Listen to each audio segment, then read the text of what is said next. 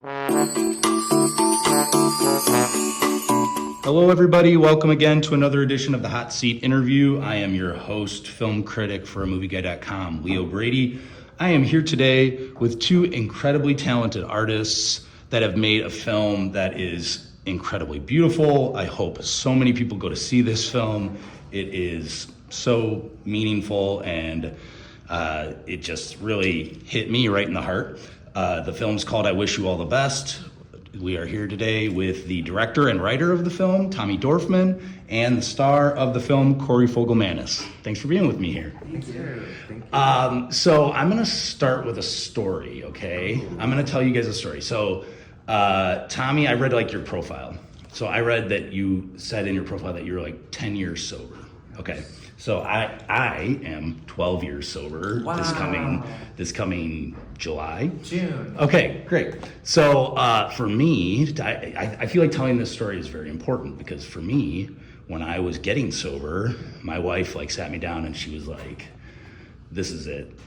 She's like, "Either you're shaping up or shipping out," right? Mm-hmm. So, and the neighborhood that I lived in in Chicago was a predominantly LGBTQ community. Mm-hmm. Boys Town, exactly. So I would go to meetings there, and the people that I was meeting and the people that I was talking to were the people that were telling their stories. And that impacted me so much. Yeah. You know what I mean? And I think I was a person who was able to get this experience from what I went through, hearing these stories, hearing these people, having them, tell me, what they had been through and what had put them in positions that they were in. And I think that's rare, but I hope that this movie can sort of allow people to sort of get that same view and see these stories and how important they are. So, thank you for sharing that. Yeah. Vulnerability begets vulnerability. Yeah. I really appreciate it. Yeah. Congratulations. I feel the same way, Yeah. I think getting sober really taught me to separate my circumstances and maybe specific things about myself. Yeah. When I was meeting other people who were also trying to get sober and be able to relate to people on an emotional and human level. And so I really tried with this film to infuse that into the work so that anybody can see it and find themselves in Ben or in Hannah or in Thomas. Right. Yeah. So and it's it's interesting too. It seems like this has been a little bit of a long time coming, right? I think you guys made it back in 2018, something like that, 2017. No, well, the book came out in 2018, 2019. Okay. I wrote the script in 2020. Yeah. And then we filmed in 2022. Okay. So, but yeah, there've been very milestones along the way. And once you read the book from Mason Deaver, how quickly did you want to just adapt that? Were you this has to be? I wasn't sure right off the bat what I wanted to do. I just knew that I needed to be involved in some adaptation of it. Yeah. And at first I just wanted to write it, and then I realized I also wanted to direct it. I felt very, uniquely qualified in that sense. On one hand, I was a first-time director, so I didn't have a lot of. I had to prove to people that I could do this thing, but on the other hand, I had the lived experience of Ben in so many ways, so I did feel like I was the right person for the job. Yeah. I just really loved the book. It really resonated with me. I felt really passionately about bringing this to the widest audience possible. Yeah, right. Well, and same thing for you, Corey.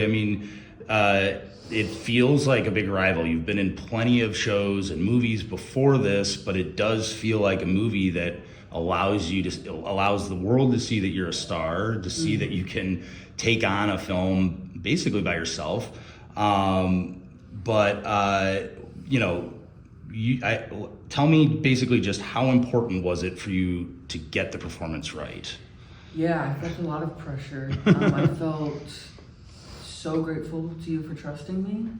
And I felt just so excited to bring this story to life because it was the first time that I feel like I was given the chance to play a real person. Yeah. I feel like that sounds crazy, but just a kid who's just dealing with normal growing up things. Yeah.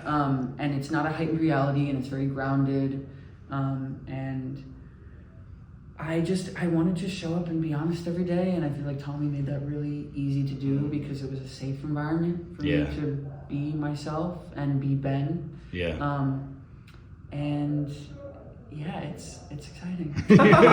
Totally. Exciting. Yeah, I mean, well, and also too, I mean, what I love about the story is that it's just about being your true self, right? It's about all the characters surrounding B, like, we're not going to be let off the hook really at the end. I think like that needs to be talked about, like where it's not this movie about necessarily giving forgiveness to people who mistreat people who are transgender or non-binary.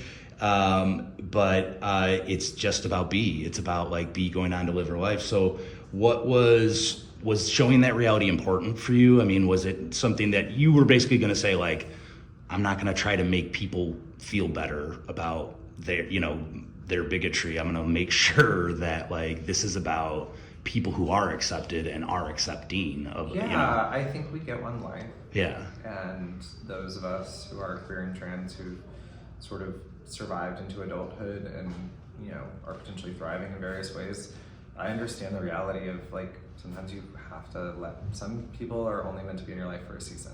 That season could be your adolescence, that season could be up until you're 40, that season could be a 10-year marriage and then it's over, right? There are many different transitions that people go through as human beings, and for Ben, what I love about what I did. But what I think is important is to showcase parents who aren't accepting, and a kid who wants better for their life. Right.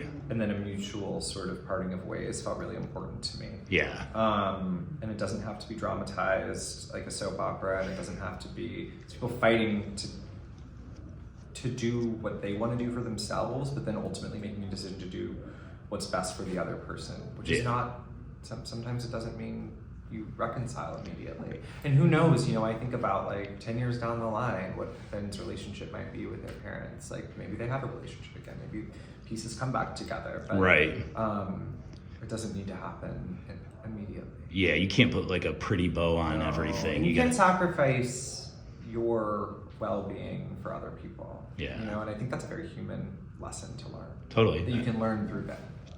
And I think through this story, like I think you put that out there on this story, that you learned that.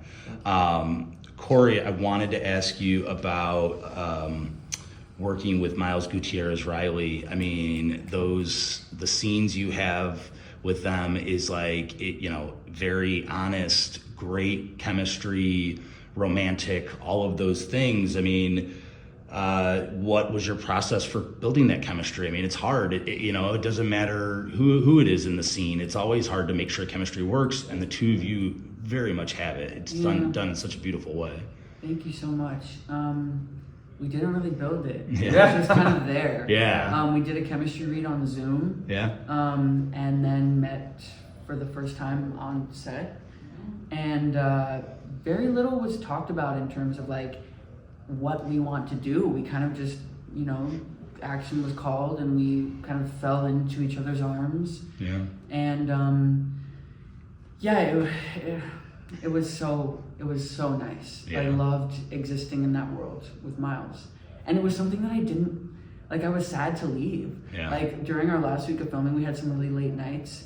And we would wrap from set and then we would like go to a diner. Miles and I would like go to a diner and like talk about the day and just like really hang on to it. So it was really special, and those are some of my favorite scenes in the movie. Yeah. Well, and you could tell it just glows off the screen. I mean, the first scene that we shot was like so simple and kind of small in a way. It was like a scene where Miles goes and picks. Which isn't even in the movie. It is in the movie, but it's just sort of like very smaller. It's a part of a montage at the end. Oh, okay.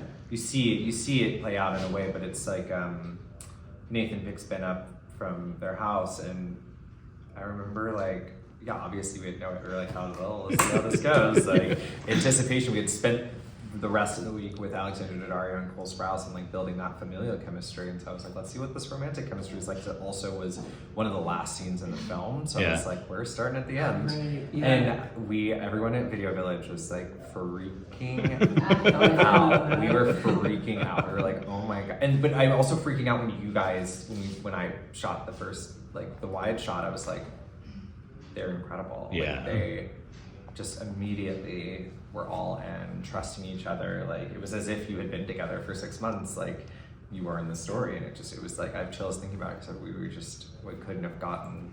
It was so kismet. Yes. These two actors played these roles with the vulnerability they both brought. Yeah. Well, and I think I see it too as well when we talk about people like being themselves.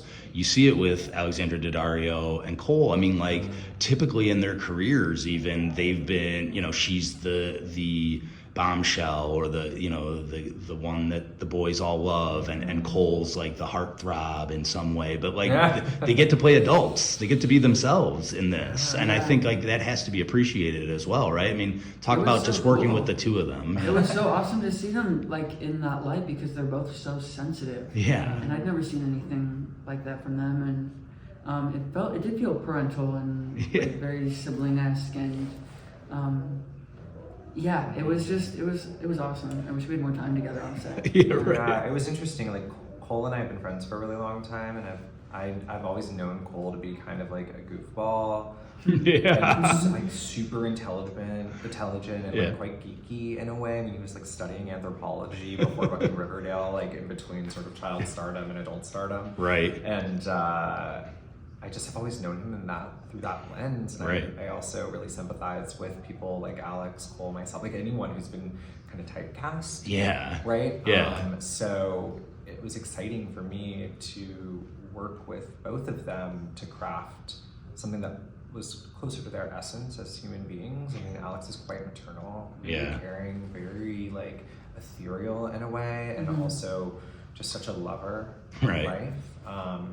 And so even in thinking about costume choices, I thought a lot about like, what have we not seen you in before on screen? Like flannels and sweatpants. What have we not, like what are some like the, same with Cole, I was like, what's it like to play a human being? Like he just wrapped Frankenstein. Right. He just wrapped Lisa Frankenstein, came to our set, and then was going back to Riverdale for the last season. Wow. So that pocket of time that we had together, I was like, let's just like strip it all away. Strip it all down. Like no makeup. Like keep it really like just grounded in this. And we made that baby on the first day. And I mean, who doesn't love a baby? Yes. Fantastic. Last question before I let you both go. Corey, you get this great moment where you get to dance. Yeah. We have to talk about that scene. Yeah. How everyone loves this scene. Like it seems so simple, but honestly, it had to be it's about freedom in that moment, is it not? It's about being free, and talk about sort of shooting that scene. Yeah, it was really cool because we shot most of the movie in LA, but we got to go to Raleigh and Wilmington in North Carolina and film with a super guerrilla crew. I think it was like less than 20 people. Yeah. That day there were I think like only like 8 or 9 of us. Yeah, so I felt like there wasn't really any pressure. I feel like sometimes when there's so many people around and so much prodding and just trucks and everything, it's very easy to be like, oh, we're on a film set. But that was really just kind of like me and Tommy and our DP, Robbie, like running around the streets. And it, like you drop the earbud and Yeah, like it's like real. it feels real. Yeah, it feels so authentic. Yeah, we were stealing shots like right at Yeah, left, like it was that. really fun. I mean, there were days, the first few days in Raleigh, that were just DP shooting handheld in my car. Yeah, getting just like whatever we could get. Yeah. Well, Corey Fogelmanis, Tommy Dorfman, thank you both so much. Leo Brady. I wish you all the best. I wish you all the best. Playing here at South by Southwest tomorrow. We can't wait for everybody to see this. And Thursday. Small house tomorrow, and I think pretty sold out. So if you've got to come, if you can come on Thursday, come on Thursday too. Love it. Congratulations. Thank you for being with me today. Thank you. Yep.